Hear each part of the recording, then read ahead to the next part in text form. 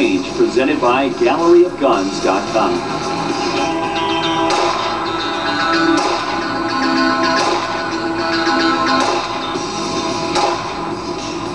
Have you ever wondered what a high-end handgun manufacturer like Sig Sauer really goes through when it develops a new addition to its line?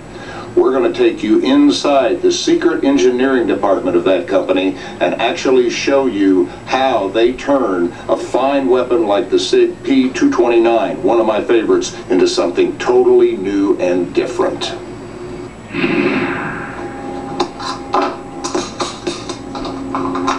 Well, now that we are locked inside Sig Sauer's secret planning room, you're going to tell me, bud, how the 229 was changed into the subcompact 224. Well, let's try.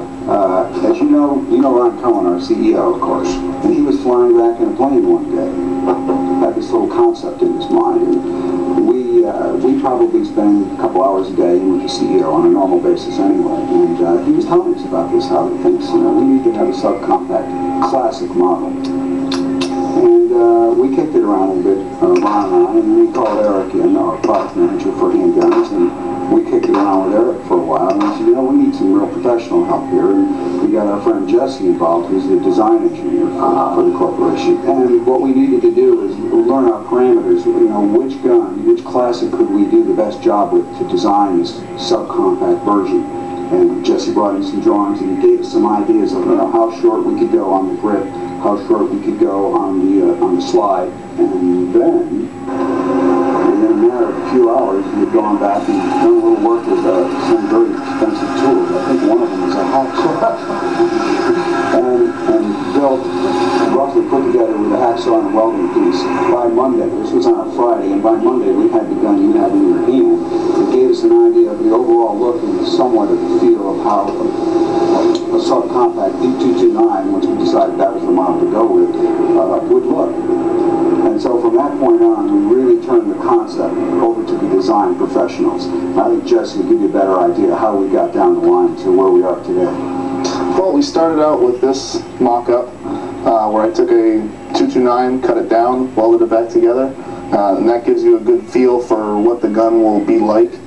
From there, we go to conceptual design in 3D on the computer. So we'll make 3D models on what it will look and feel like. And we actually have in-house a rapid prototype machine where we can make these models I designed on the computer into real life. Polymer? Yep, it's an ABS plastic. And we make that, we hand it out, people can feel it and see what it's like, give feedback. And obviously you had to shorten the magazine too because you didn't have a magazine configured for that length. Correct, I took the magazine, I cut that and molded it back together as well. That gives us an idea of what capacity will be. It even fits in the gun. No kidding. You're right about it being high-tech and sophisticated. Yeah. Hacksaw, welding, basic tools, gunsmithing tools. Once you get to the point of having a working prototype, what kind of review protocol, what kind of endurance testing, that sequence do you go through before you actually get to the full production stage? Well, after we get the conceptual and the functional design completed, we make prototype parts. We'll have a working functional gun. We'll fire that. Usually we start out with a 10,000 round endurance test just to verify that the parts last that long and they function throughout the whole cycle of the gun.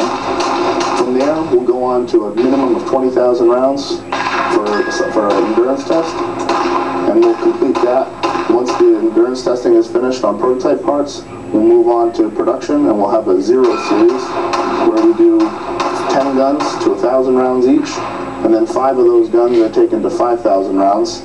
2 of those guns are taken to 10,000, and 1 is taken to 20,000. You actually get a little bit of a statistical validity base there by doing it that way rather than just taking one gun and running it till it breaks. Absolutely.